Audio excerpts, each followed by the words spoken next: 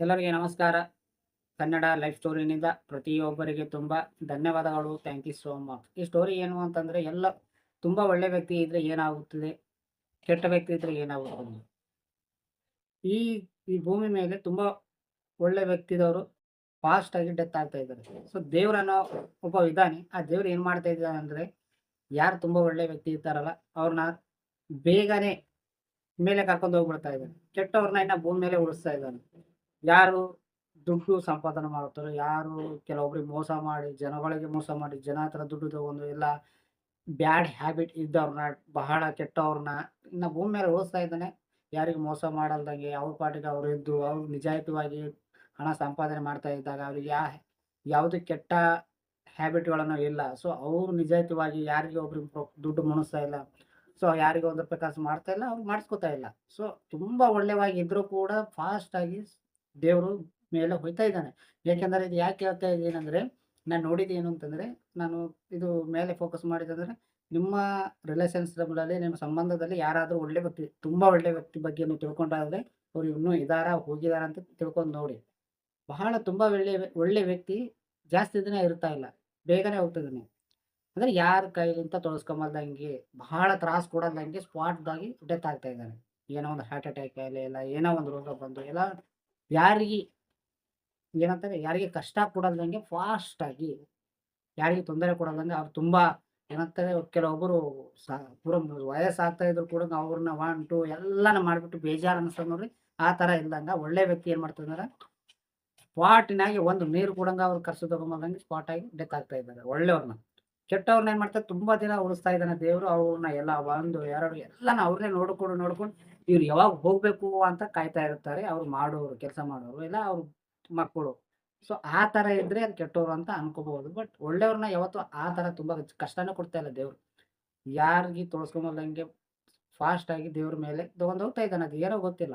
ನಾನು ನಿಗಾ ಮಾಡಿದ್ದು ಅದೇ.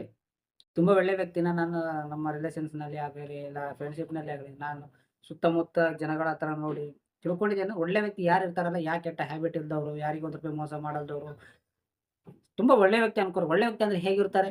ನಿನ್ನ ಮನಸ್ಸಿಗೆ ಇವತ್ತು ನಾನು ಒಳ್ಳೆ ಇದ್ದೀನಿ, ಕೆಟ್ಟು ಇದ್ದೀನಿ, ನಿನ್ನನ್ನು ಕೇಳ್ಕೊಂಡು ನೋಡು.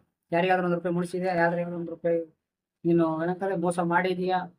ಒಳ್ಳೆ ವ್ಯಕ್ತಿ ಅನ್ನೋದು ನಿನ್ನ ಮನಸ್ಸಿಗೆ ಭಾವನೆ ಗೊತ್ತಿರ್ಬೇಕು ಅಷ್ಟೇ. ಪ್ರತಿಯೊಬ್ಬರು ಸತ್ತಾಗ ಎಲ್ಲರೂ ಒಳ್ಳೆಯರು ಅಂತಾರೆ. ಬಟ್ ಒಳ್ಳೆಯವರು ಯಾರು ಅಂತ ನಿನ್ನ ಮನಸ್ಸಿಗೆ ಗೊತ್ತಾಗಿದ ಮೇಲೆ ಅದು ಒಳ್ಳೆಯವನು ಅಂತ ಅನ್ಸುತ್ತೆ. ಎಲ್ಲರ ಹತ್ರ ಒಳ್ಳೇದು ಇರೋಕ್ಕೆ ಸಾಧ್ಯವಿಲ್ಲ. ಕೆಲವೊಬ್ರು ನೀವು ಒಳ್ಳೆಯರಿದ್ರು ಬೈತಾ ಇರ್ತಾರೆ. ಯಾರಿಗೂ ನೀವು ನೋಡಿ ತಿಳ್ಕೊಂಡ್ರಿ. ತುಂಬಾ ಒಳ್ಳೆಯವರಾಗಿದ್ರು ಕೂಡ ಜನಗಳು ಬೈತಾನೆ ಇರ್ತಾರೆ. ಸೊ ಅದಲ್ಲ ಒಳ್ಳೇದಂದ್ರೆ.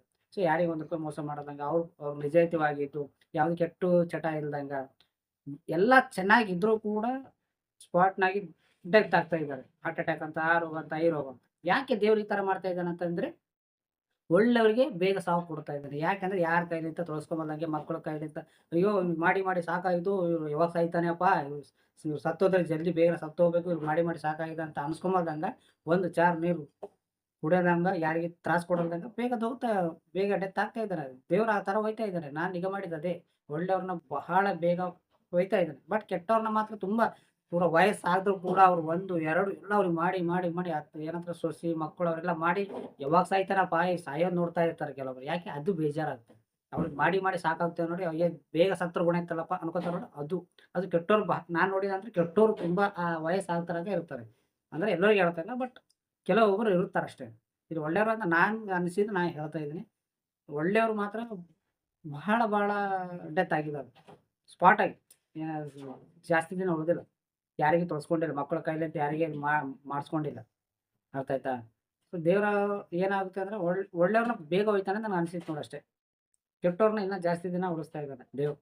ಮೋಸ ಮಾಡಿದವ್ರನ್ನ, 10 ಜನಕ್ಕೆ ಮೋಸ ಮಾಡಿ ದುಡ್ಡು ಸಂಪಾದನೆ ಮಾಡಿದವ್ರನ್ನ, ಕೆಟ್ಟ ಕೆಲಸಗಳು ಮಾಡಿದವ್ರನ್ನ, ಕೆಟ್ಟ ಗುಣಗಳು ಇದ್ದವ್ರನ್ನ ತುಂಬಾ ಬಿಂದಾಸ್ ಆಗಿ, ಹ್ಯಾಪಿಯಾಗಿ ಬಿಲ್ಡಿಂಗ್ ಕಟ್ಕೋತಾ, ಎಂಜಾಯ್ ಮಾಡ್ಕೋತಾ ಇದ್ದಾರೆ. ಬಟ್ ಯಾರು ಒಳ್ಳೆಯವರಾಗಿರ್ತಾರಲ್ಲ ಅವ್ರು ಬೇಗನೆ ಹೋಗ್ತಾ ಇದ್ದಾರೆ. ಸೊ ಏನೋ ಗೊತ್ತಿಲ್ಲ. ಬಟ್ ದೇವ್ರು ಅದೇ ರೀತಿ ಮಾಡ್ತಾ ಇದ್ದಾನೆ.